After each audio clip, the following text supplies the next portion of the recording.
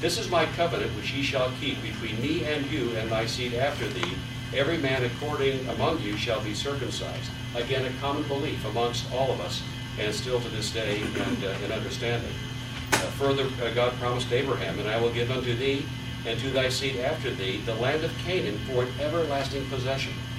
And it was meant that the brothers should live together in peace. And so it is that as we take a look at even the land that was promised to Abraham, that brothers one day hopefully will live together in peace. But it was a great promise given to both the sons of Jacob as well as to the sons of Ishmael. And as for Ishmael, I have heard thee. Behold, I have blessed him, and will make him fruitful, and will multiply him exceedingly.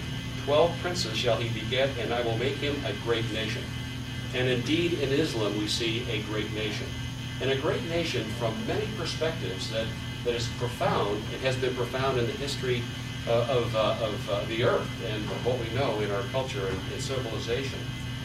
The thing that is so interesting and inspiring to me is the way that in Islam, the religious life penetrates, as taught by Muhammad, every aspect of life. It seems like we here in the Western world have so been secularized, we don't appreciate the blessings and the gifts of God in our everyday lives. And so it is through the teachings of Muhammad that I have great respect for the great inspired approach to observing the commandments of our Heavenly Father and taking those commandments very seriously, no matter what the world might think.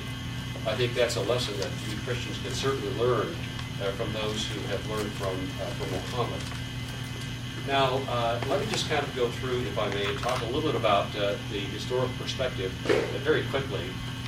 It's interesting as we think about the history of even where between Medina and Mecca, and the circumstances at the time, which were not positive, certainly, from observing the commandments of our Heavenly Father. This was a time of paganism, and while there were few believers during that time in this area, the vast majority were not believers in our Heavenly Father, and indeed had digressed from a religious and a theological standpoint to a very low base position, where they did things which were clearly not in keeping with the commandments